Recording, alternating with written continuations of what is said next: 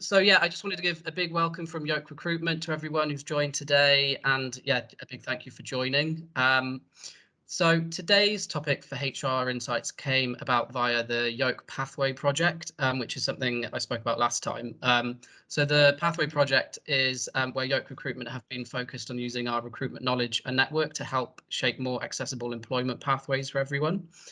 So a part of this project, we've been working a lot with Leonard, Cheshire, help share knowledge to break down the barriers those with disabilities face when applying for work. So I'm very thrilled to welcome and intro Kirsteen Allison, who's speaking today. Kirsteen is speaking first. Kirsteen is a training and consultancy advisor at Leonard, Cheshire, who we've been working with quite a lot in the last couple of months. She's previously worked in equality and diversity roles for organisations such as Skills Development Scotland and the DWP. She's volunteered with disability organisations, and she's also provided support to organisations such as the Scottish and UK governments. So she's got loads of experience, loads of knowledge to share, which we're very excited to hear about. So yeah, from all of Kirsteen's experience, she's got loads of professional experience and a lot of lived-in experience as well. So we're really excited to hear from her. So after Kirsteen, we've got Anna Denton-Jones coming up, and she'll be discussing long COVID as a disability and the legislation to be aware of. So without further ado, I will hand over to Kirsteen from Leonard, Cheshire, and she will start taking you through her slides. Thank you very much. So, hi everybody, and thank you for the introduction. My name, as James says, is Kirsteen Allison, and I am a training and consultancy advisor at Leonard, Cheshire. Prior to working in Leonard, Cheshire, I have previously worked in HR, so I do have experience of both sides of the table. First, as a disabled person myself, and also as someone who worked in HR and also equality for over 25 years now, so a long time. I am hearing impaired and visually impaired. So, as James said, if you could please put yourself on mute if you're not talking and speak one at a time when you are talking. Please avoid any visual backgrounds, including blurred backgrounds, because these interfere with my visual impairment software. I'm using a communication support worker to help me follow the conversation. She's off screen, but again, it helps her to follow the conversation if we all speak one at a time.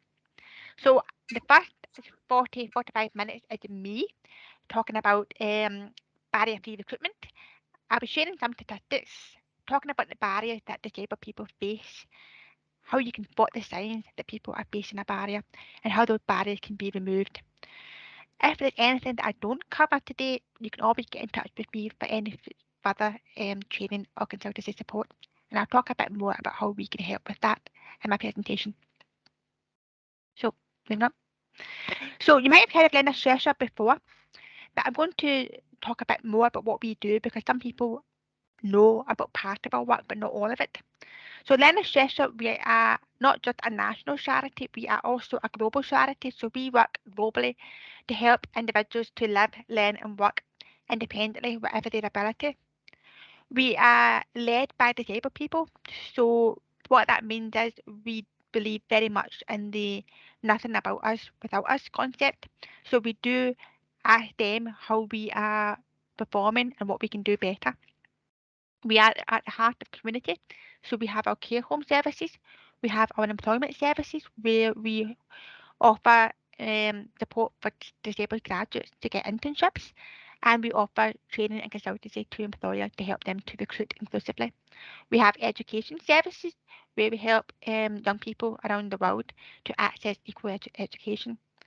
We've got over 5,000 staff, over 4,000 volunteers, and last year alone, we supported over 70,000 disabled people around the world.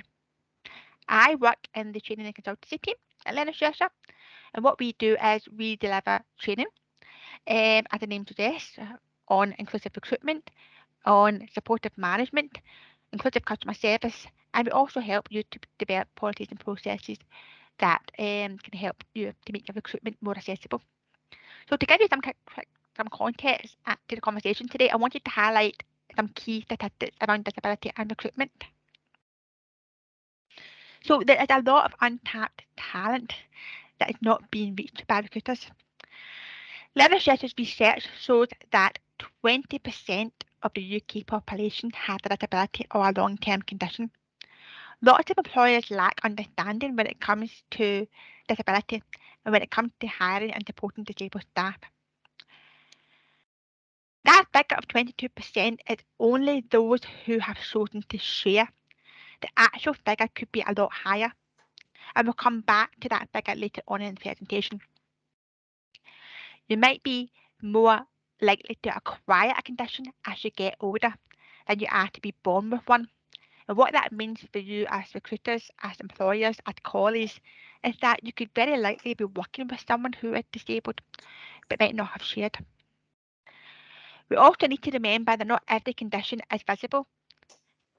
We all know the impact of the pandemic on operations, but also on recruitment. Some organisations say it's harder to recruit than before, but they might not realise that there's a large pool of untapped talent out there that are not being reached. In 2018, 26% of businesses said they had never interviewed a disabled candidate. That's quite a high figure. Is it true? Remember what I just said about not every disabled person identifies as disabled, and also not every disability is a visible one. So that figure is probably not true. Leonard's 2021 research found that disabled people are less likely to be employed than non-disabled people. That's a gap of 28% and a pay gap of 15%, which equates to £3,000 less a year that they're earning. 69% of employers cited the cost of adjustment as a barrier to recruiting disabled people. But what they might not realise is that the majority of adjustments cost nothing at all, and it can be as simple as writing something down for someone like me who's hearing impaired. So let's look a bit more at the duty to make adjustments during recruitment.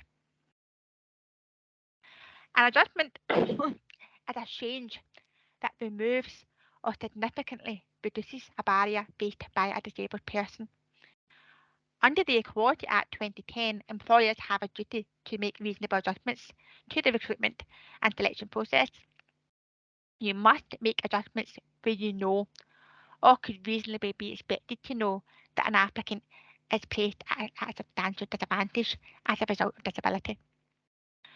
Reasonably expected to know means considering what barriers can be removed in advance and being alert to the signs that someone is experiencing a barrier. And we'll discuss barriers in a few more minutes. At the recruitment stage, you need to make adjustments and remove barriers at the recruitment stage.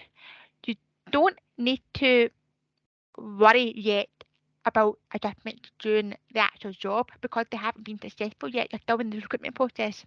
So you need to focus on, at this stage, what adjustments you can make during recruitment. You still need to be mindful, however, not to provide adjustments during recruitment that you couldn't provide if they were offered the role. So, for example, I'm deaf.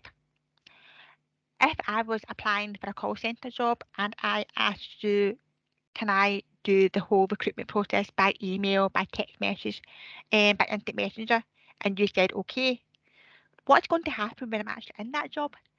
So it's not realistic to make adjustments during the recruitment process that you can't make during the job. So while you don't need to worry too much about adjustments during the job at this stage, you still need to be mindful not to offer anything that you couldn't do during the actual employment. You don't want to set them up to fail. You should focus on assessing skills. Don't adjust the assessment because again that could set them up to fail. You need to conduct a fair assessment. So now that we know about our duties to make adjustments during recruitment, but before we make adjustments, we need to understand what the barriers are. Again, going back to my own example, I'm deaf, but I don't use sign language. If I came for an interview and you offered me a sign language interpreter, that is you making the mistake of going straight to the adjustment and making assumptions before you actually understand what the barriers are. So let's have a think about what the barriers are and potential adjustments. So at Leonard Cheshire, we subscribe to the social model of disability. The social model believes that we are disabled not by our impairments, but by the barriers that exist in society. So the impairment is not the barrier, it's society that disables us. And a common example to illustrate the social model is a flight of stairs. If someone can't get into a building, is the problem the wheelchair, or is it the fact that there's no ramp? Under the social model, we would say it's because there's no ramp. So the social model encourages you to shift your thinking away from seeing the impairment as the barrier to understanding what it is in society that disables us. We need to move away from seeing the disability as a problem to understanding what we can do to make equality happen. Now, some examples in relation to recruitment of what barriers can be and what adjustments can be. In our environment, barriers can be physical, like no ramps, or the barrier can be sensory, like lights that are too bright. If they arrive late for an interview, it might not be because they're unreliable. It might be because they were circling the building several times trying to find accessible parking, but there was no accessible parking available. Adjustments could be an alternative location or doing the interview or assessment remotely. Perhaps providing information in advance about how they can travel there, what buses, what trains are available locally, whether you have any parking. These are all things that can help people to highlight any barriers to you and request any adjustments for the interview or the assessment. Technology can also present a barrier. If someone is visually or hearing impaired, then the barrier could be using a laptop or using a telephone. One thing that I don't like when I look at online application forms is the box that asks for a phone number has a star next to it. That means you can't skip it. As soon as I see that, I'm going to not apply for that company because I'm deaf.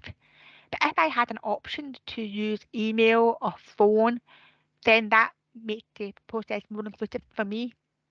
Contacting someone by phone for a phone interview could also be a barrier. But at the same time, somebody might have pain in their hand that makes typing difficult. So alternative formats for application forms and so on can really help as well. Ensuring that our websites are screen reader compatible, but also simple things that don't have to cost money, like alternative fonts. That could just be a larger font or a different type of font or a different colour of font. These are things that don't have to cost anything to do. Communication. Some people might require a sign language interpreter. Some people might be more comfortable with an online interview because they might feel uncomfortable in company and in crowded settings. Some people might prefer to do the interview face to face. Some people might prefer different formats. There's lots of different ways in which we can communicate. And again, not every adjustment has to cost anything. We can make communication more accessible by providing information in different ways. Provide as much information as possible in advance so that individuals know what to expect and they're able to identify any barriers in advance so that there's no surprises on the day. Ideally, we should try to anticipate barriers and remove them in advance, but sometimes that isn't always possible. So how can we spot the sign that someone's experiencing a barrier? Some signs could be obvious, such as they've got a sign language interpreter, maybe they use a wheelchair, maybe they're limping, maybe they have a bandage, or maybe they have hearing aids. These are all things that can be quite obvious to spot. But some signs can be less obvious. Appearance. If someone is doing a video interview, but you can't see them on screen, maybe they have anxiety about being on screen. If someone is late for an interview, maybe, as I said, they couldn't find accessible parking nearby. It doesn't necessarily mean that they are unreliable. If someone has speech that isn't very clear, it doesn't necessarily mean that they're drunk. Maybe they've got an impairment that affects their speech. I had many years of speech therapy to learn how to talk, so it does affect my speech sometimes. So they might have an impairment that affects their speech. Maybe they have a stutter. Maybe they're on medication that affects their speech and make their speech very slurred. So there could be lots of signs that people are experiencing a barrier. You could have someone who doesn't make eye contact. You could have someone who is distressed. It doesn't necessarily mean that they are disabled, and that is why I've said barrier rather than disability, because it doesn't necessarily mean it's an impairment that's causing the barrier. But you can still spot some signs that there's a barrier there, and that gives you some examples, hopefully. Maybe they are given the wrong answers in an interview or an application form because the question is worded in a way that isn't very clear to them. So, for example, if you ask someone, if you were a biscuit, what biscuit would you be? That could cause confusion. If you asked, tell me about yourself, it might not be clear that what you really want is their career history. So be aware as well that not every barrier, as I said, is disability related. Maybe they've had a bereavement or a breakup, or maybe they've just stubbed their toe. But the key thing is you're still spotting the signs, there's still signs there that there is a barrier. And that can then help you to have that open conversation. Is there anything I can do to help you? Would you like to take a break? Would you like to reschedule the interview? These are all things that are perfectly fine to say. Don't jump to conclusions about someone's behaviour. There might be a reason for it. But at the same time, don't be afraid to ask them if you can make any changes. Earlier in the presentation, I explained that figure of 22% is only those who have shared that they have a disability or a long-term condition. You might have applicants who don't share that they have a disability. How they identify and whether they share as a personal choice. People resist labels. They might be afraid of stigma. They might have had a bad experience in a previous employment. They might not feel that they experience any barriers. There are people who have hearing aids and they lip read, and that is fine, and they don't want anything more than that. Maybe they don't need or want any adjustments. Everybody is different. They might identify as being dyslexic or deaf, but not disabled. So if you have an application form and you're only asking, are you disabled? Yes, no, prefer not to say, they might tick no. But if you had a list of impairments, they might select one from that list. So how they answer the question depends not just on how it's asked, but how they identify. I do in my work get a lot of organisations saying to me, they don't tell us how we're supposed to do anything if they don't tell us. But reflect on how you're asking that question. It could be, if it's a very black or white, are you disabled, yes or no, then that might actually be the problem. It could be down to how they identify and how the question is asked. Your data monitoring might be improved by revisiting how the question is asked. The language we use can also impact whether they share. The word disclose is often used when talking about disclosing an offence, but being disabled is not an offence. The word disclose could imply that this disability is a big deal, a secret, or a bad thing. So we at Leonard Cheshire, we prefer to say share instead of disclose because it's more positive. To encourage people to share what their barriers are and what adjustments could remove those barriers, we need organisations to explain why they want the information and be clear on how they will use that information. Taking actions to include people and talking about what you're doing can give people a reason to share information. Demonstrating that you have disability inclusive cultures can really make a difference.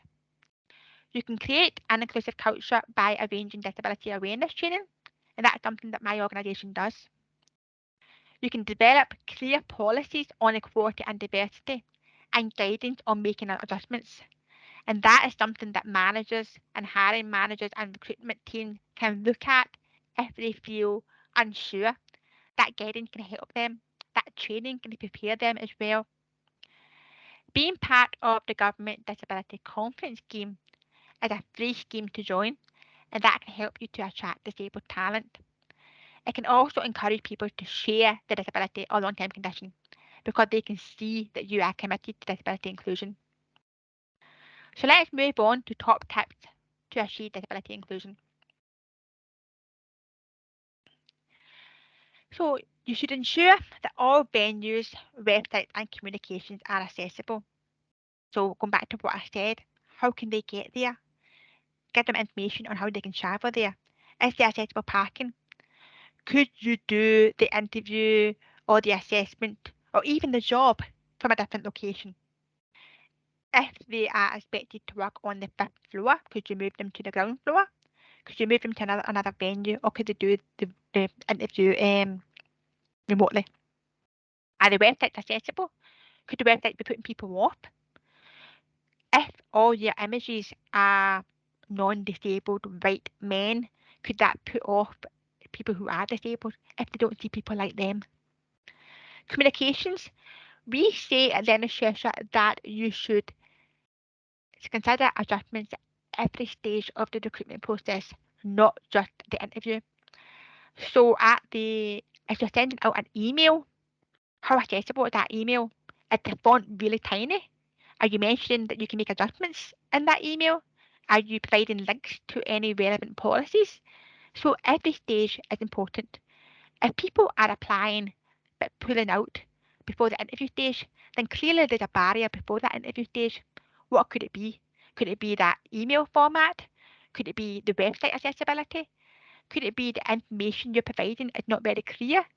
Are you not telling them what to prepare, how to get there? So there's lots of different things that could happen before the interview stage, and therefore it's important to consider accessibility and inclusive design before that stage. As I said, give them information at every stage of the recruitment process. Make sure that they are fully prepared, they know what to expect, and the more information that you provide, the better able they will be to identify barriers and highlight them to you. Make sure that everybody knows the importance of making adjustments and know that how an applicant can request them. Now, before I move on to the questions, I want to explain what my team can do to help you. So I'm sure you've got lots of questions and lots of anxiety around inclusive recruitment and how we can help. What Leonard Cheshire do is we can provide further training for recruitment teams where we look in more detail at how to make every stage barrier free. We can provide training for managers, and that will look at how to have conversations with disabled employees, how to make adjustments, inclusive language, and how people identify.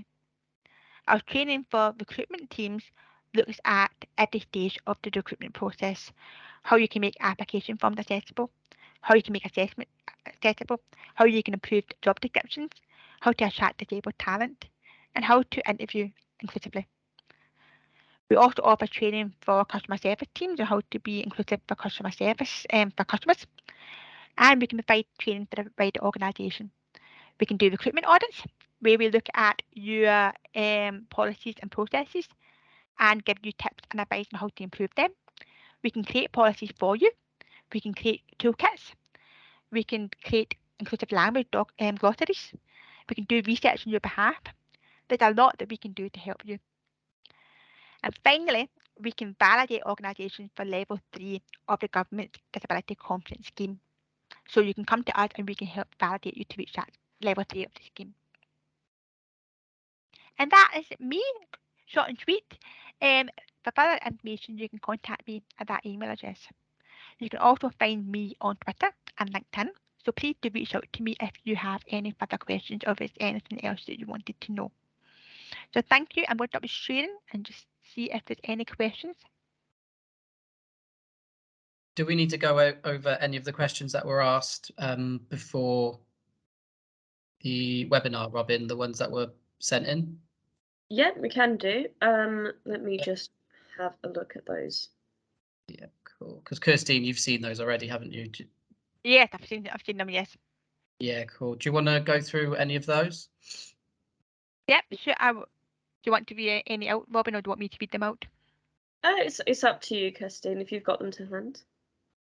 I've got them to hand, yes. There was a question on Although we offer reasonable adjustments for the interview process from the outset, we still see a lot of applicants with a disability withdrawn from interviews. Is there anything else we can do to remove any barriers? So I kind of touched on that during my presentation, but I would say there's probably about 4 things to try and remember. So as I said, the first thing to be aware of is that adjustments might be needed at every stage, not just the interview, and that might be why they're withdrawn. So if you mention at every stage that you make adjustments or changes in every document, every website that the individual sees, whether that's the job description, job advert, application form, vacancy website, and so on, making sure that you are mentioning adjustments. Another thing to think about is feedback works both ways. So in addition to providing feedback, you can also request it. And that's a good way to identify what barriers there might be in the recruitment process, to identify what you might have done wrong, what you can maybe improve. You can also think about further tailored training for recruitment teams. And as I said, that's something that my team can provide. If you're part of the disability confidence scheme, shout about it. Mention it in every document that you have, every document that they see, and that can provide reassurance to applicants and also any existing staff. If you're not part of the scheme, join it because it's free and it's really good for providing advice and resources. I'll move on to the next question then I had. Somebody has said, do you have any tips on influencing managers to recruit more disabled people, more people with a disability? Are there any good website that we can direct hiring managers to? Okay, so first of all, come to us. My team at Leonard, Cheshire, we can provide tailored training for managers and also for recruitment teams. So that's something that we can help with. We can create bespoke training to meet your needs. And we do work with an awful lot of managers and recruitment teams. And we've had lots of good feedback and a lot of organisations come back to us year after year. We also have some schemes to help disabled people into employment. So internships for disabled graduates. And a lot of organisations have fed back that that is a good way for them to learn how to be more inclusive. In terms of websites, I've already mentioned the Disability Confidence Scheme. The Viable 500 website is also useful. You could look at the Eventbrite website because that's the recruitment website for disabled people. There's also websites like the CIPD and ACAS, which have useful guidance and information. I actually saw a post by ACAS on LinkedIn that mentioned how a manager can be supportive of disabled staff. So these are different types of websites that you can have a look at for more guidance and support. Yeah, the Viable 500 is basically 500 CEOs around the world who are committed to disability inclusion. Viable 500 started in, I think it was 2019, and 2 years later they had achieved 500, so they've actually exceeded it. But these two schemes, Viable 500 and Disability Confident, it gives you links to other organisations, good connections. We are listed on the Viable directory as a go-to place if people have any information or guidance that they need. So please check it out. Someone has asked, what language should be used in adverts to encourage applicants with accessibility issues, diverse backgrounds, and neurodivergent? So we ask people to use language that is aligned to the social model of disability and avoid making the disabled person seem like the problem. So avoid any language that portrays them as weak or frail or inspirational. So don't say things like suffers from or confined to or brave. Avoid talking about overcoming disabilities because they're still disabled. It's not gone away. Remember, the real barrier is not the disability, it's the environment, it's negative attitudes, it's ways of working that apply to everybody, but actually put a disabled person at a disadvantage. So use language that is basically reflecting what the real barrier is. And if you're not quite sure, you can look up the social model of disability online. You can also get in touch with me and we can create an inclusive guide for you on language around disability. We have worked with some organisations like OMI, who are the electric vehicle company, to create an inclusive language guide for their employees when working with customers. So that's something that we can definitely give further advice on. Just to circle back to that one, Kirsteen, if it's Mhm. okay. What language could we use in specifically a job advert? So I know that there is like gendered language in the sense that some words are coded more masculine, some words are coded more feminine. Is there any particular language that we can use in a job advert to help disabled people apply? So I remember from the Diversity Champions podcast you had with Nikki that one of the things is to do with the ability to get to places. So rather than holding a driver's license, are they able to travel? So are there any more things like that that we could be using in our job adverts? I think there's lots of things to consider in job adverts. There's, there's obvious things to avoid, like don't ask for a driving license if they can get there by public transport. Don't say things like need to be fit, strong, and healthy. Need to be young and enthusiastic, full of energy. These are all kind of things that can imply that you need to be healthy and non-disabled. So these are obvious things to try and avoid. Um, but also try and avoid saying things like we we treat everybody equally, because actually sometimes you have to treat people differently to get equality. Treating me equally would be asking me to use a phone, which I can't do. Um, so be very mindful of the language that you use. Um, as long as the language is, positive and encouraging. If you have in your job adverts and job description a mention of disability conflict scheme, for example, that can attract disabled talent. If you are mentioning that you can make adjustments at every stage, so in your advert, if you say something like, if you require this in a different format, please contact. But if that contact is just an email address, that could disadvantage someone who struggles with typing. If it's just a phone number, it could disadvantage someone who struggles with the phone. So we recommend providing 3 different types of contact: post, email, and phone number, so that people can actually still get in touch with you. And just a simple, if you require that in a different format, please contact, and have that sentence in every document, everything they see, job advert, right through to invitation to interview. And just trying to be positive and be mindful of any accidental things like need a driving license when they could use a chain. So I can't give you, I could give you a whole list of things to avoid, but that would take the whole session. But just try and be positive is the key thing.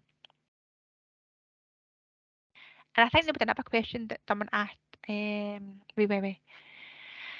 Please can we have a refresher on the benefits of attracting and recruiting a diverse workforce to share with hiring managers? Well, diversity is good for business. As I said, there's a large pool of disabled talent that isn't being reached. If we don't value diversity, we miss out on great talent. But we could also lose talent already working for us, because they might not want to work somewhere that's not inclusive.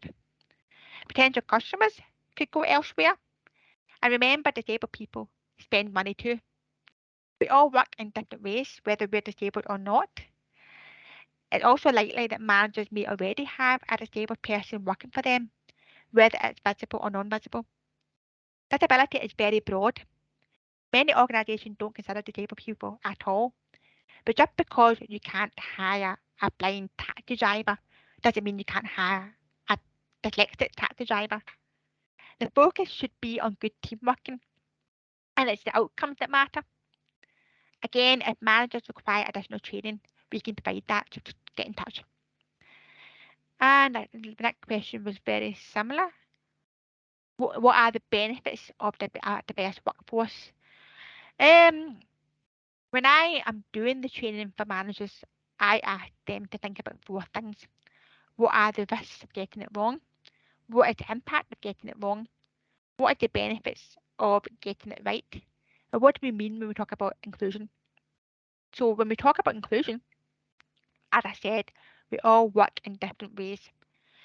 Organisations sometimes say we treat everybody the same, but we all work in different ways, whether we're disabled or not. Sometimes you have to treat people differently to get equality. If we value diversity, whether it's disability or another protected characteristic, we're benefiting from a wide range of ideas and perspectives. We can retain existing disabled staff if they feel welcome and valued. We can attract more disabled talent. We can also attract disabled customers. If we get it wrong, there's financial risks, reputational risks, legal risks. We could lose staff, we could lose out on great talent, and the business might not be successful. And these are just some of the points I cover when I deliver training for managers. So if you want to know more, as I said, get in touch. Well, thank you so much, Kirsteen. That was great. That was really interesting. Some really good takeaways and advice there, and lots of tips. So again, like we always do, we compile everything into a white paper and we'll share that with everyone. And we'll fill it out with extra information that Kirsteen will share with us that she's not been able to go through. So yeah, thank you so much, Kirsteen. And next we will hand over to Anna. Good. So yes, welcome everybody. It's nice to see lots of familiar names popping up on the participants list. So Kirsteen mentioned the managers working with people who they don't necessarily know that they're working with somebody with a disability, potentially, or acquired conditions that people acquire during their employment. Long COVID is a classic example of that, and also a classic example of what she talked about as regards a potentially invisible condition. Obviously, you're all familiar with what we've been through with the pandemic, but the definition that's being used in respect of long COVID is where symptoms persist beyond a 4-week period. Now, not everybody who has COVID is going to recover as quickly as somebody else. I myself have just had Omicron. I think it's taken me about 6 weeks to recover. Obviously, I'm not in the long COVID category because I have now recovered, finally got my brain back functioning normally. But the issue is that some people are not recovering as they would be expected to. And there doesn't seem to be a link between how serious the COVID was when you had it and long-term symptoms. So it's not necessarily, you know, the people that were hospitalized who've got long COVID. There are people who were even asymptomatic at the time when they first tested positive, who have then gone on to experience problems that have lasted. And the ONS are estimating that 1 in 5 people are still experiencing symptoms 5 weeks in. And then when we get to 12 weeks, it's 1 in 10. So obviously extrapolated across the whole population, that leads to big numbers. Now, for today's purposes, we're only interested in those people who are experiencing symptoms that are going to give them issues as regards work. The ONS is estimating that currently we've got 1.8 million people who would fall into that category outside of care homes. But of course, that's probably an underestimate because there are lots of people who will be putting their condition down to other things. So maybe they're going through the menopause and they're writing their symptoms off as that. Maybe they've suffered with their mental health and they're putting some of their symptoms down to that. So the numbers are probably higher than those statistics would suggest. But it is now becoming a major cause of absence for employers alongside stress. So obviously I'm old enough to remember the days when musculoskeletal issues were the top reason for absence in the workplace. That's been dwarfed now by stress, and long COVID looks like it's going to become a big issue for employers. Now, obviously, one of the barriers that Kirsteen talked about earlier around these things is always whether we can get people to share with us what's going on. And I do like Kirsteen's language of sharing and not disclosure. Obviously, with a lawyer hat on, I have to restrain myself from using the word disclosure, because obviously that's a bit more lawyerly. Sharing with the employer could be an issue. So it seems to be affecting more women than men. We don't really know why that is. Greater problems in certain professions, because of course some people, particularly with Delta right at the beginning of the pandemic, were, you know, unvaccinated, having to work in professions like healthcare, education, the care sector, where they were more at risk, therefore, of being exposed. So naturally, you're going to see spikes in those sectors. I listened to a Radio 4 programme first thing this morning where they were talking about the 1 million people who've left the workforce that they wouldn't expect to have left the workforce during the pandemic. Some of that will be down to long COVID. Some of it will be people just deciding to retire early, carers, responsibilities, all sorts of reasons behind it. But there has been this spike. And of course, that's really important for the economy, because if we've lost those people and unemployment is already quite low, there's all sorts of challenges for the economy. And as Kirsteen said, employers are experiencing challenges around recruitment anyway. Absolutely, it just makes sense to look after our employees who have got problems and not lose them from the workforce. So 46% of employers when surveyed have said that they are experiencing issues. Quite frankly, we can't afford to, you know, be asleep at the wheel on this issue, I think. In terms of the common symptoms that people report, one of the challenges about this is that the symptoms that people are reporting will be very varied. But that's not uncommon with a disability.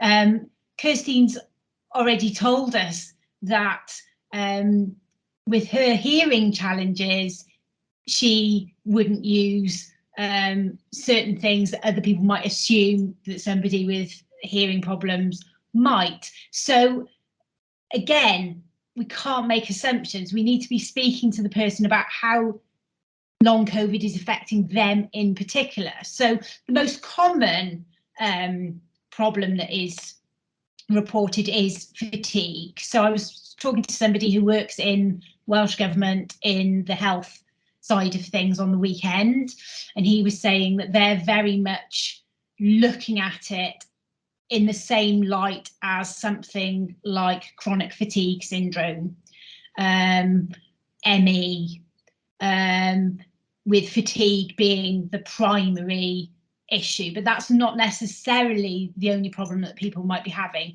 Breathlessness, given that everybody's had a condition that has affected the lungs, not surprising that that's a major symptom that's being listed. When I had Omicron, brain fog was my biggest problem. I was doing redundancy calculations one day and I couldn't work out that 643 was a bigger number than 571. Luckily, it was for a client who's known me for a long time, who said, "Anna, go to bed. You're clearly not well." But you can see on that list that there is a lot of things on there. I certainly know people who are suffering with headaches, and the kinds of headaches that they're experiencing are more akin to the sort of cluster headaches you might have experienced with staff before. I've certainly heard of people where all of those different things that are being mentioned there are being experienced, and you can see that some of the things on that list, as I said earlier, might be the things that people put down to something else, perhaps. So we're very much at a stage where medically this condition is only just starting to be learnt about. I certainly found that when I had it, it triggered, I'd broken my shoulder a year ago, those of you who remember me in a sling. It triggered sort of inflammation in the body, had triggered more pain at the site of that injury. So there's obviously something going on with the inflammatory response in the body, and they're only just starting to look at that as a medical issue. So we're very early days in that regard. And one of the big problems with some of these things is the fact that it fluctuates, and you may already have experience of dealing with employees with disabilities where they're not feeling the same on a day-to-day basis. It's not a linear recovery. So whereas we might have a return to work plan, perhaps with an individual normally where they're coming back, where it's very staged and we know that we're building up in a particular way, you might have to be more flexible around this condition because of the fluctuating nature of it. Now, is it a disability? The Commission for Equality and Human Rights got themselves into hot water a couple of weeks ago. I think it's probably an example of the newspapers perhaps not being a bit too black and white about the answer that they got. So essentially, the Commission is saying we can't say it's a disability in the way that we have got in the legislation. You know, if you're diagnosed with cancer, that's deemed to be a disability, and straight away we know we're in disability territory. Same with MS and a couple of other conditions. We're back to relying on the definition that you'll all be familiar with from Section 6 of the Equality Act, which talks about whether or not somebody's impairment is having a long-term effect on their ability to undertake normal day-to-day activities. And when surveys have been done, you can see on this slide the numbers that are reporting that yes, the condition is adversely affecting my ability to undertake normal day-to-day activities. So we've got some people saying a smaller proportion, just under 2%, saying a lot. Now that, you know, that's obviously based on one particular survey. So we're in that territory that we're all familiar with, where ultimately we don't know if it is a disability for the purposes of the law until we get in front of a judge and we get a judge saying yes it is, which obviously is somewhere we don't want to be and is at the end of a very long process. We're in that territory where we have to say, well, okay, let's assume it is, because that's the safest thing to do, and act accordingly, and therefore we won't get ourselves into the trouble that we might otherwise if we didn't take this as a serious issue. So we have to treat people on a case-by-case basis. We have to understand how somebody's particular health is and how their particular impairment is affecting them, and not make assumptions, but potentially it could be a disability and we need to be acting accordingly. So what are the sort of guardrails that we've got around us to try and make sure that we are getting it right? First of all, when somebody is off work, I see this all the time when I'm acting for individuals. Obviously, I don't do a huge amount of that, but I do a little bit, and enough to know that quite often that is the point where we get things wrong and the relationship starts to deteriorate immediately. So employees quite often feel ignored and abandoned, and you know, I've worked at this organisation for X years and they haven't even been in touch with me, will be a common refrain that I hear from people. Obviously, the flip side of that can be a feeling of a manager being pressurizing around when you're coming back to work. You know, is it going to be this week? And that kind of pressure to return too soon. So training for line managers around how to handle absence, always important, going to be important here, particularly around, you know, employees feeling that there is empathy there and not feeling that they are being nagged. We've got to be realistic as employers about the fact that we are going to have absences from work. Employees need different periods of time off for different things during their careers, and you know, we have to plan our workforce around that, and if that means employing more people so that we've got some flex and cover in the system, then that's on us as the employer. It's not the employee's fault if we haven't done it. So you know, we need to be factoring absence in, really. The pandemic has kind of taught us, has it not, that our sick pay structures are probably not fit for purpose across the whole UK.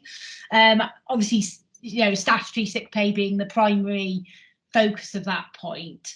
You know, do we as a society enable people to still be able to afford to live and things? Obviously the cost of living crisis is going to become much more of an issue. So I know lots of employers are looking at, what do we do around sick pay? Is it good enough? Do we need to make changes? So, you know, that factor will feed in here. When it comes to preparing for the return to work, often I see return to work plans that are 6 weeks. It doesn't matter what your medical condition is, it's 6 weeks.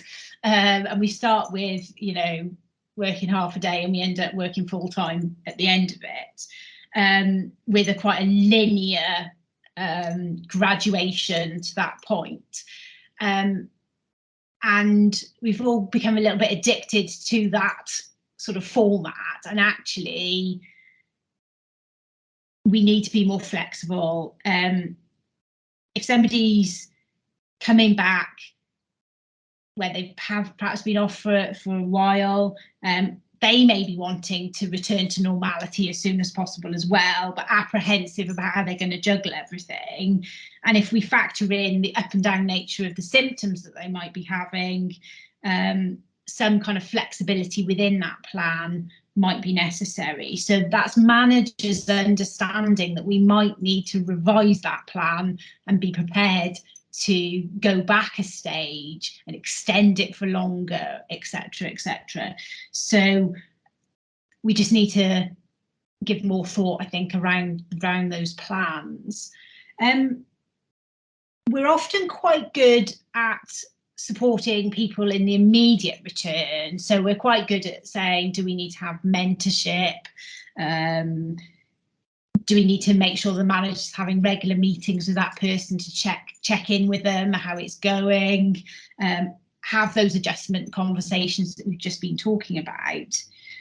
What we're not so good at, and I do see this quite often in employment tribunal cases that land on my desk, where at the beginning we've made lots of changes and adjustments, but over time we've all forgotten about what we did at the beginning, and it's just become perhaps normal. But we forget to then go back and say, you know, 6 months has gone past.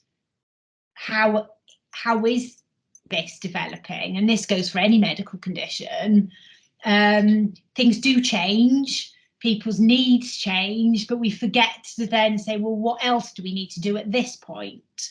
So quite often when I'm in a case about reasonable adjustments, there will have been reasonable adjustments that were made at the beginning, but then they're not made later in the employment relationship. You know, maybe performance management happened, or sickness absence management has happened, and adjustments haven't been made as part of that process.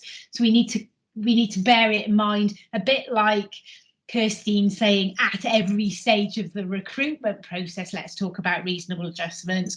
I'm saying at every stage of the employment life cycle, let's talk about reasonable adjustments, which we'll come on to.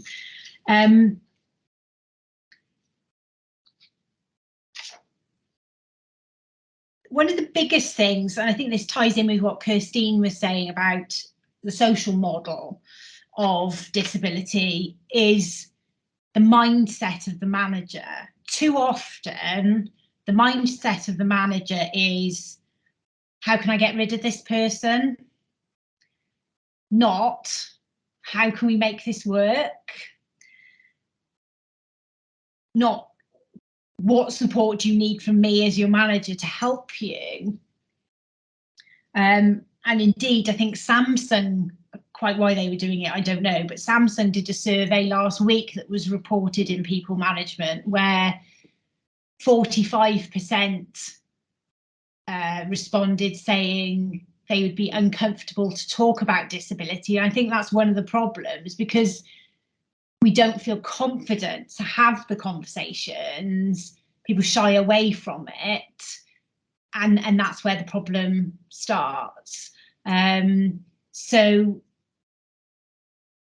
training for managers, I think, is really important for all medical conditions, but including long COVID, so that the manager is able to ask simple questions. You know, tell me about how it's affecting you.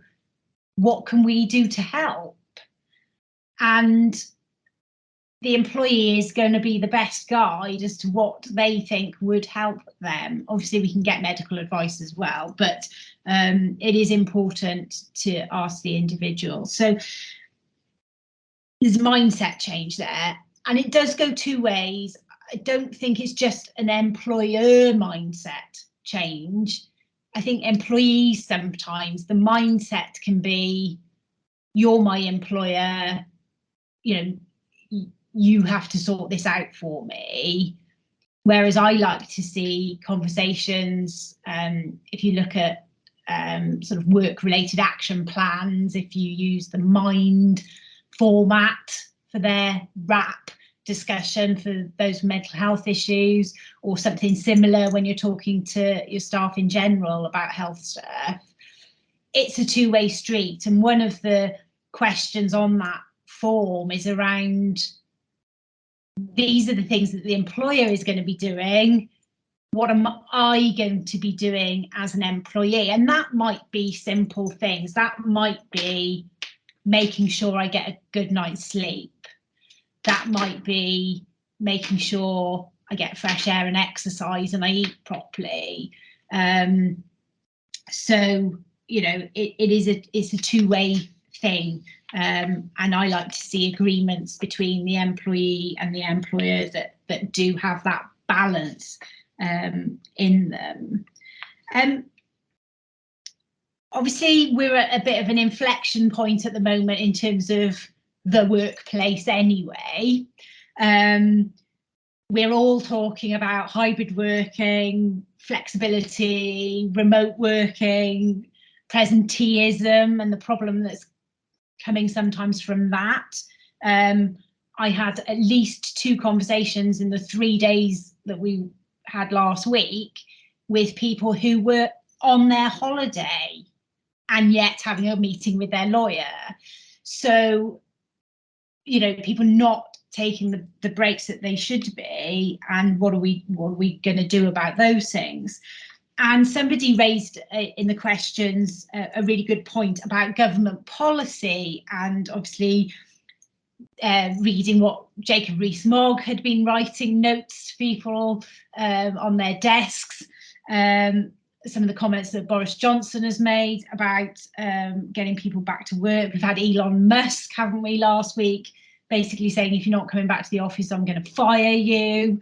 I think here in the UK, James Dyson has been famous for his insistence on everybody getting back to work, versus those of us in the HR community who are much more aware perhaps of inclusivity and the advantages of hybrid working, more working from home. We've all learnt, haven't we, through the pandemic that we are able to work in that way and therefore potentially employ more people with disabilities. So I think we are at that, inflection point where we've got landlords who obviously want us all back in city centres because of their businesses, or those involved in transport and things like that, versus what is right for organisations and what's right for people.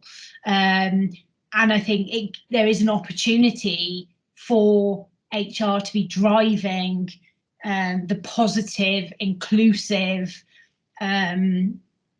aspects of the changing in the employment model that is going on at the moment.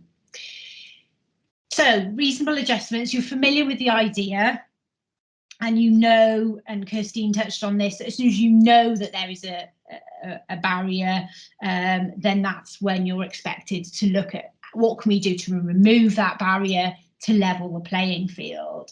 And as Lady Justice Hale said many years ago now, in one of the cases, it is about more favourable treatment of those with a disability. They may be benefiting from something that we don't allow other people to do, or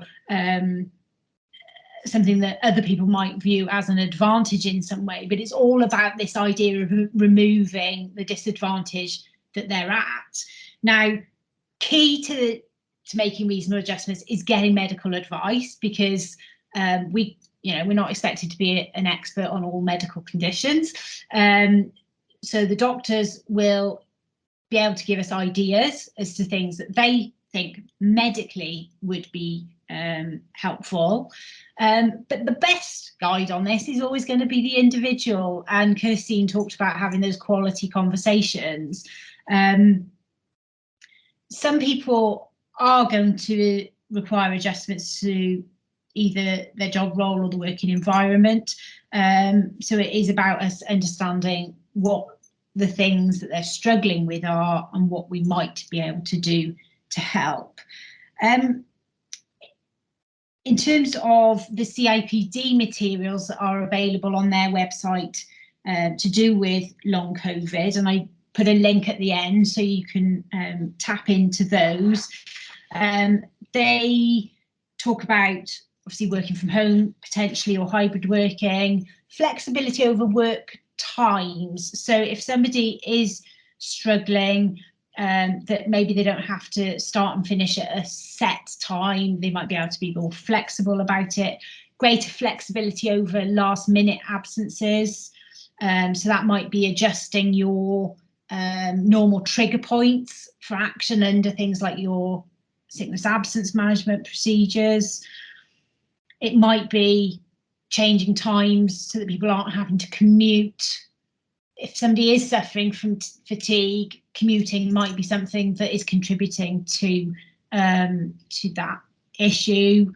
It might be looking at the job tasks and saying, well, what can we do to make the job tasks less cognitively demanding, or less physically demanding. It might be something as simple as allowing somebody to have their break in a rest room, and just get that headspace away from the job.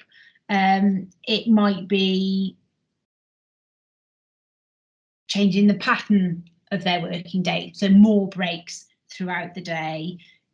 We talked about altered tasks. It might be having a clear somebody to check in with, even just as support, time off for medical appointments, as well as equipment adjustments that we're all hopefully used to making to make people's life easier. Now, Kirsteen mentioned that those things don't necessarily have to be expensive. I've just had an example of an employee with adult diagnosis of ADHD. been a successful salesperson for many years, where the employer's attitude was very disappointing, I think, about that issue. It is a question of asking the employee what things would help to enable you to do your job. Other things that we might have in our kit bag, I mentioned wellness action plans. I do like them, as I said, because of the ability to look at things from both sides. The CIPD have got something called what they call the IGLU checklist, and IGLU stands for individual, group, line manager, outside and organisation levels. So that's a series of questions where you can use it as a checklist to say, do I, for example, when it comes to the team, does the team understand what long COVID is, and how it might impact on somebody? So that might be a useful checklist to use if you do have somebody experiencing long COVID. I always recommend mapping out absences. This can be as simple as getting a diary, getting the sort of 1 year to a page calendar and colouring in the days when somebody's been absent from work, or whatever other format that you use to record the information. Because sometimes it's only when you do that it becomes apparent how frequent absences have been, or the totality of the impact that it's potentially having on the organisation. And of course, if we're getting to the stage where, it is starting to have a really negative impact on the job, then you're going to need that evidence to start managing that, and maybe talking to the person about adjustments that might need to be made to the role. Maybe they need to go part-time, maybe they need to step down into a less demanding role in order for it to work from both parties' perspectives. And it can be very illustrative to an individual who will only remember that they were off last Monday. They won't remember the time before and the time before that, and how it's built up over a long period of time. So it can be really useful, and I think useful for judges as well, if we are challenged later on, to have that paperwork as part of your paper trail, because it immediately gives somebody a feel for, oh crikey, yeah, this person has been off for that amount of time. And I quite often will work it into a percentage of working time as well, so that we can say, look, this is the pattern, or this is the impact, and it really brings it to life for people. Medical advice, it always astounds me the number of cases that people come to me for advice about a health issue, and when I ask the question, have we got any medical advice, the answer is no. And so of course my first port of call is usually to say, well, why don't we get some? GPs, I think they're so flat out, the quality of the support that can be expected from GPs is just not there anymore. So it does need to be occupational health. Obviously, there is a cost for employers of that. Those of you who are in RCT, I am aware of some free services being offered there through the local authority. So if anybody is in that area and you want that information, send me an email and I can pass that on, especially smaller employers.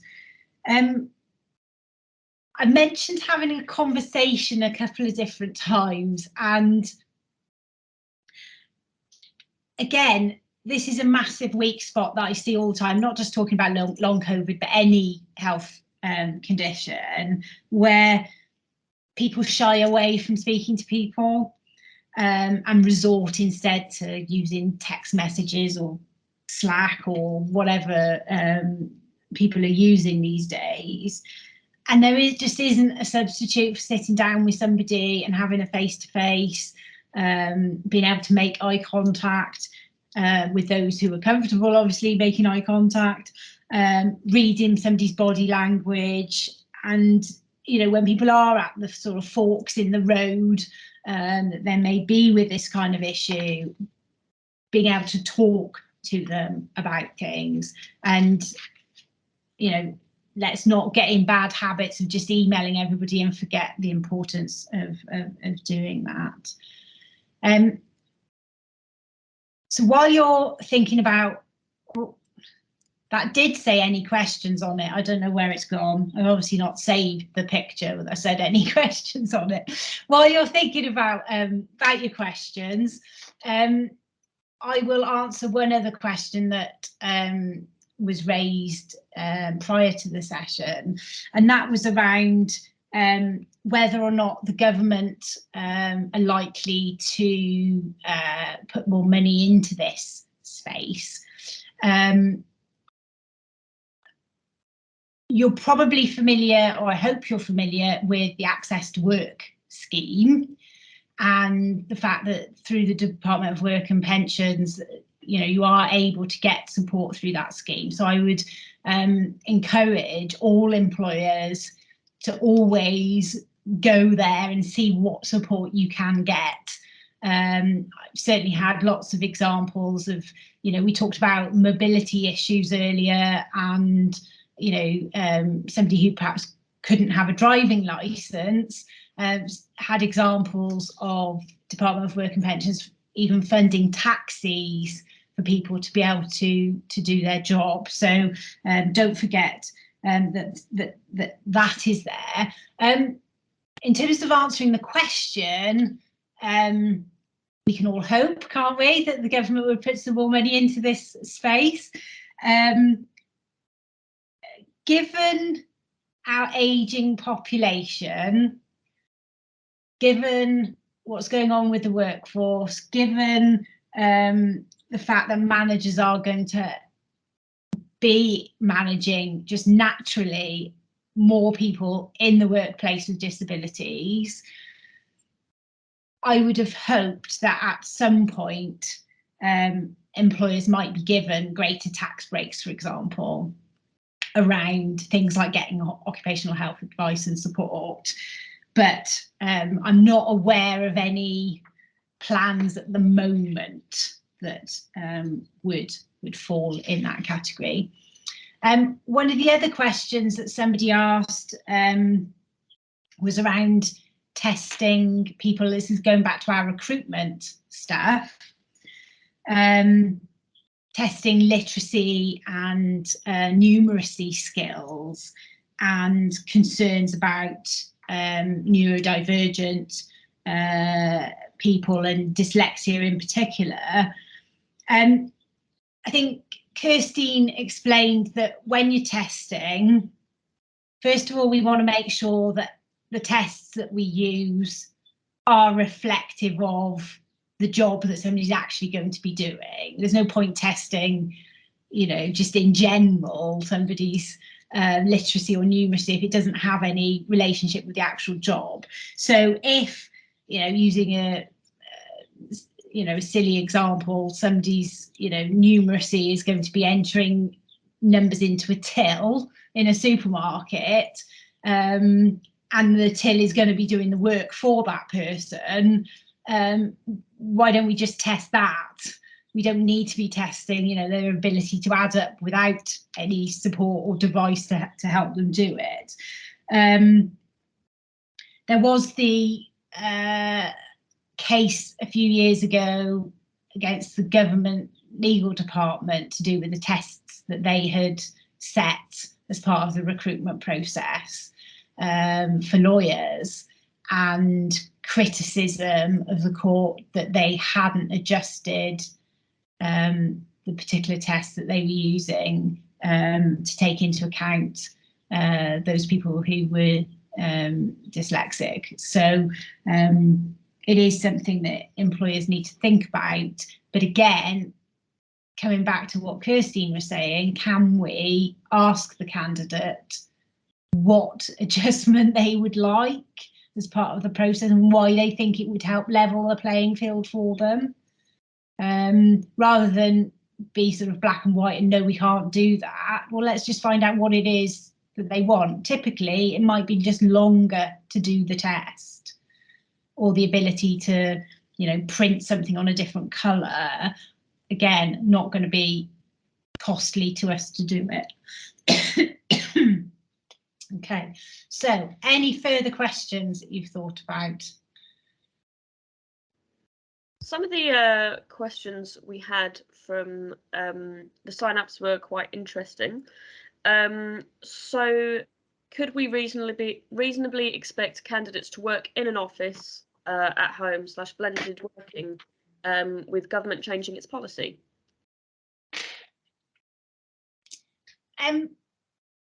It depends.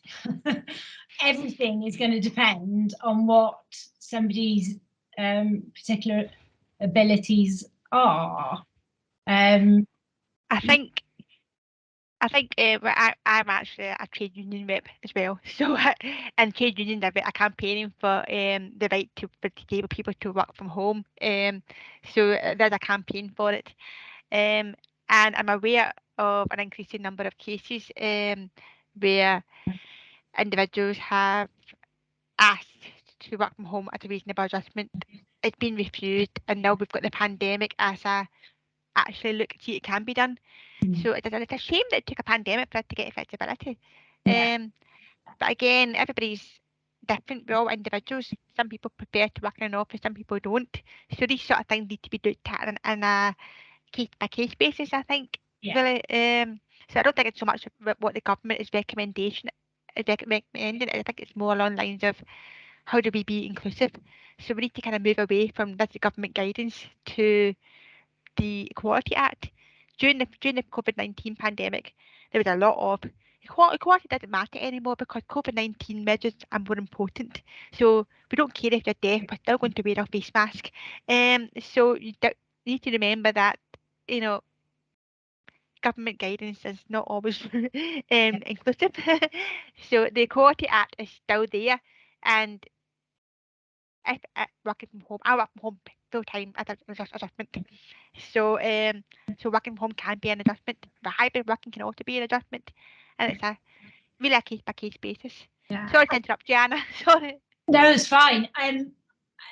You've touched on what I would say is that if I was to stereotype, before the pandemic, very blinkered attitude of managers, no, we can't support that, no, we can't support that idea. Of course, the pandemic, as Kirsteen's just said, has blown flexibility, working from home, you know, those ideas, it's just blown it out of the water. And the evidence is that productivity was not harmed by that. Yes, there are challenges which generally come down to management style, but the evidence base now for employers to be able to say no, it's almost harder, isn't it? It's flipped around.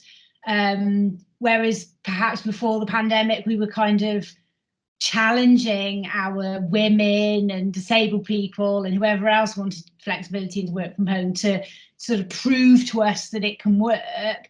Now we've almost got to prove why it can't work. So why this particular role has to be done in an office. And I must admit, I'm really struggling for a lot of jobs to reach that point. I mean, there are jobs. I was talking to somebody where an administrator role, where it was like one administrator for, you know, a setting where it was very much based on site. Yes, that person had been able to do bits of their job from home during the pandemic, but there were lots of the job that had been neglected or other people had had to do instead because it needed, you know, the person needed to be physically there to do those things. So, you know, there are examples where you can justify, well, yeah, it does need to be there because there's all of these things, but you have to do it based on the particular job and evidence. And the attitude of no, we can't do that is, you know, that's not going to be good enough. It's got to be on the evidence. If that makes sense. We got any more, Robin? Yes. Are there any adjustments in particular that we should be considering with long COVID cases? Well, I kind of talked about things you should be considering. It's very difficult without speaking to the individual about how their particular COVID is affecting them, as to you know what the adjustments would be. So it does have to be case by case. And this is where I get frustrated, because there seems to be a mental block for managers. Maybe it's just because they're so busy and they've got a million and one other things to do in their jobs, where there's a resistance to having these conversations and looking at it on a case by case basis. Maybe it's because they feel like it's work, you know, it's extra work, I don't know. So what can we do as HR to make people's life easier and maybe lift that burden from them, so that they don't feel that employing a disabled person is a problem, and that they do see all the benefits that Kirsteen was talking about earlier. Yeah, I mean, in my presentation, I tried to highlight that you can't make adjustments without understanding the barrier. And use myself as an example, I don't use sign language, so if you offer me a sign language interpreter, that would be a big mistake. So it's very easy just to say, what adjustments can we make? And I could give you a list of adjustments, but that doesn't mean they're actually going to work for that person. So it's not an easy answer. We can't just tell you how to work with one individual person, because we're all different. And the focus should be on understanding the barriers and having those conversations with people before you move on to making adjustments. And we, in our training for managers, we do cover how to have these conversations with employees. So if anybody is asking that question, they can come back to me. But the focus should be more on understanding that we're individuals with individual barriers. So yeah. And then another thing I wanted to say, touching on long COVID, a lot of shops and restaurants were refusing people entry unless they could prove that they were exempt.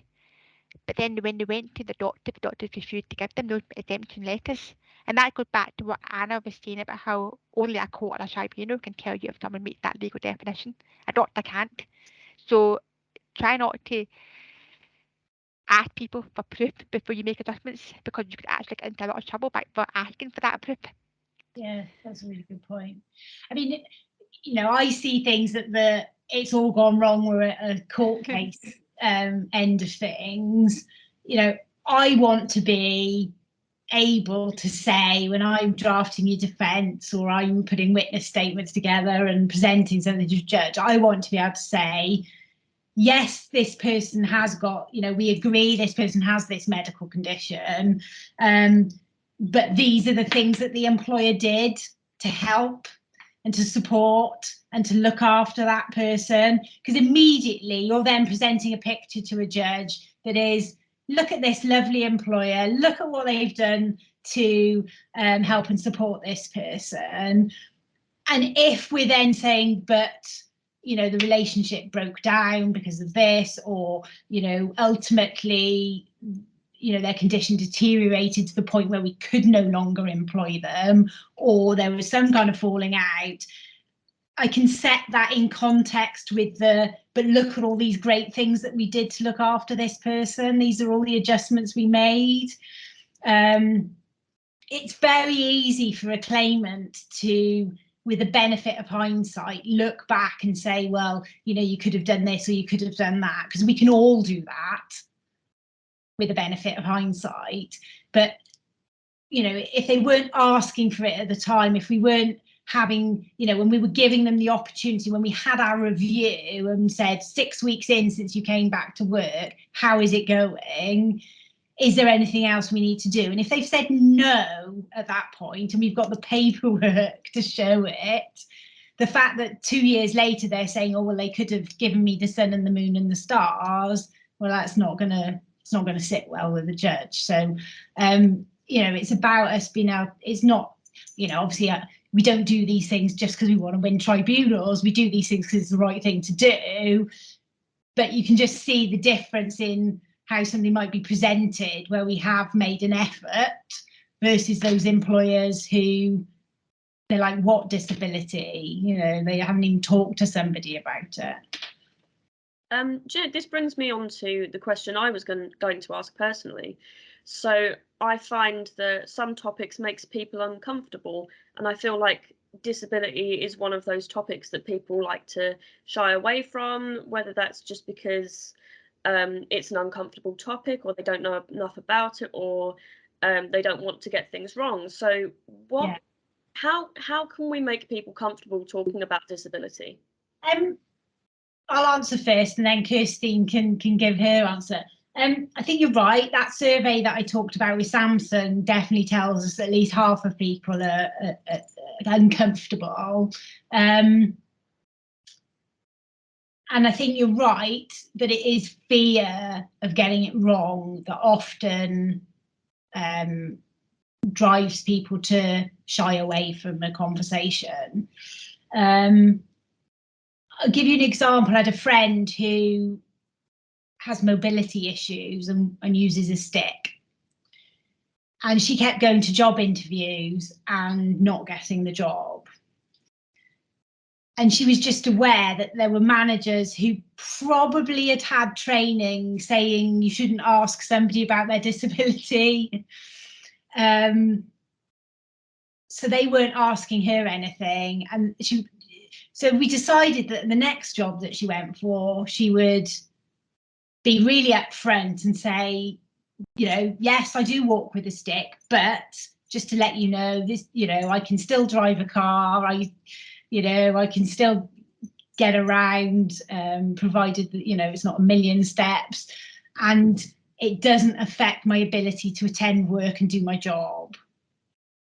And as soon as she brought it up, then the other people were more comfortable to start talking about it then, because she's given them permission to talk about it. So I do encourage people who have got medical conditions to talk to people about it. And certainly, you know, I've got MS, and many of you know that because I've shared it enough over the years. And I kind of made a policy decision when I was diagnosed that I wanted to challenge the image of all people with MS are blind in a wheelchair and incontinent kind of stereotype, and, you know, talk about working with the condition and managing the condition. So I do encourage people with disabilities to start the conversation, to try and cure the fear. I don't know what you think, Kirsteen. It's interesting because while you've been talking, I've noted that the language you use is different from the language we use. We use a more social modern language, so we don't say in a wheelchair, we don't say people with disabilities. But that can be part of the confusion as well, because people from different countries and different generations and different cultures can all have different language that they use, and that can create a whole bunch of confusion as well. So when I'm delivering training, I try and teach people about the language and identity and how it varies and what they should and shouldn't do. But I also say to them, if you do get it wrong, then don't panic, because if you get it wrong, you learn from it. And it's better to get it wrong and learn from it than to avoid the situation altogether. And there are some situations which you shouldn't ask about disability at all. And that is something that we cover when we're doing training for recruitment teams. We do cover what you should and shouldn't ask and the situations you're allowed to ask. Ultimately, if you are asking a question in a different way, that can encourage people to share. Because if you're just asking, are you disabled? Yes, no, prefer not to say, then people might tick no. But if you have a list of common conditions that people can choose from, they are more likely to tick, oh yes, I'm dyslexic, oh yes, I'm autistic. And that can get the conversation opened up. If you have an inclusive place to work by being part of a disability competence scheme, that again can encourage people to open up and reassure them. And it can also reassure non-disabled staff, like managers and recruitment teams, because there'll be clear policies, there'll be clear guidance, and they'll know what to do. So I think these are things that can help to make it less awkward, really. Any more questions, Robin? No, I think that's all of our questions, and I think that just about brings us to the end of the session.